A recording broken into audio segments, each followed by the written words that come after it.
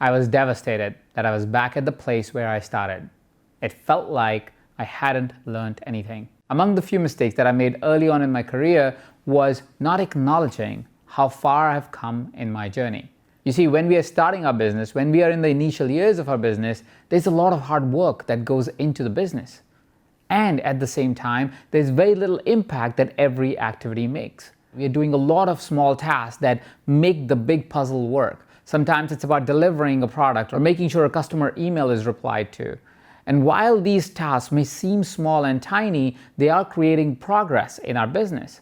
But it doesn't feel like progress because they don't lead to big outcomes that we truly desire, big goals that we truly want to achieve.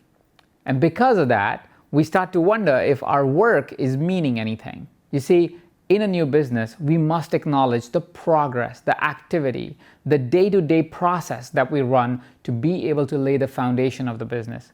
When we don't acknowledge what we have created, we only see the gap of what is still to be done, what is still to be achieved. And when we see that gap, when we see how we are somewhere but where we want to go is somewhere so much further away, it creates frustration, it creates anger, it creates kind of disheartenment that leads us to lose hope in our business, in our career, in the possibilities that we always imagined we would have.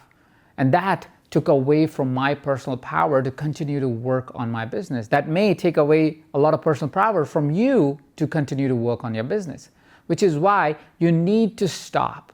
You need to stop and acknowledge all the work that you have done, all the small but important results that you have created, all the bricks that you've laid for a strong foundation of your business, because when you are building something new, when you are building a new business, you need that foundation to be strong.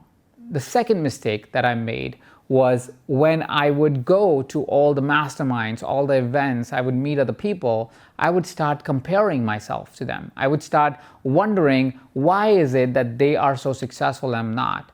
I would start to acknowledge that they are so amazing and I am not. I would start to wonder, will I ever be that amazing? And this comparison created a view in my mind as if somebody else can be successful because of who they are, while I can't be. And that's the furthest away you can go from truth, because success, financially or otherwise, is not depending on a particular personality.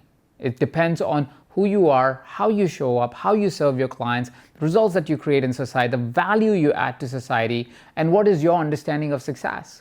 Success means different to different people, and because success means different to different people, it tends to show up differently for different people. If you value family life, if you value your other joyful activities, you may be more satisfied while making a little bit less money. But that is true success. True success is knowing what will give you and keep you in a state of joy and pursue the direction of joy. If you can find that within you, you may stop comparing yourself to somebody else. When I compared myself to somebody else, I often would think that I am less than, and that didn't allow me to be able to continue to work in the path that was more honest to me, because I thought somebody else's path was the right path. There was a time where I was looking at a particular entrepreneur, and a particular entrepreneur seemed so successful to me and so powerful to me, and I was like, I want to be just like them. And I had a fortunate chance of actually meeting them. And when I met them, I recognized that they were not truly happy. They were wildly successful financially. They had all the accolades and acknowledgements from the world, but deep inside them, you could feel their unhappiness. When I hung out with them, they mostly leaned on alcohol to be able to have even a conversation. They were unsure of meeting people. They wanted to run away except if there was somebody who was important in their eyes. And as I met them, I found that that wasn't who I wanted to be ever. I didn't want to meet somebody because they were somebody in the world. I wanted to meet people because I wanted to meet people. I wanted to hear stories. I wanted to see people's experiences and learn from them, not just see them from an outside view for the sake of seeing them. I wanted to be involved. I wanted to get curious. I wanted to stay curious. And I was so relieved because I realized that there will never be a person like this person that I can look at and be like and be happy. Because they can be happy in their way, and they probably were very happy in the way they had created their life, and that's their personal choice. But I knew that if I wanted to be happy, I needed to go within and stop comparing myself to people around me, stop comparing myself to businesses around me, stop comparing somebody else's YouTube channel to my YouTube channel, somebody else's Instagram to my Instagram. I must always feel aligned. I must always feel honest about my alignment to what I'm creating so I can protect what is most important to me. And the last mistake I made, and I still sometimes make, is that I think a business strategy is what builds a business. You see, we are taught in all of the business books, we're taught in all the marketing seminars and business seminars that it's strategy. It's strategy that really defines the success of a business. The more I lean into that, the more I would go attend these masterminds and these strategy meetings and events and people and hire consultants who are very specific to strategy. And I recognized that every single time I would attend an event like that, I would come back with a ton of ideas. And unfortunately, during these events, they never brought attention to the ideas are not what matters. The one idea that you will actually implement is what matters.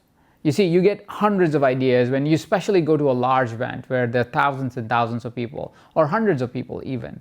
And where hundreds of people, the speakers are speaking to hundreds of people. They're talking to the most average person that is sitting in their audience, because that's the most accolades they're going to get, the most resonance they will get. And they're doing the right thing. But you, as a person who's sitting in the audience, you must set a filter to say, I am not like the person next to me on this side or on this side or on front or on back. I'm a unique being, which means what will resonate with me is what will resonate with me, and I don't have to implement everything like everybody says. What I have to implement is what is the one thing or two things or three things that is congruent to me, that is aligned to me, that actually gives me joy in doing.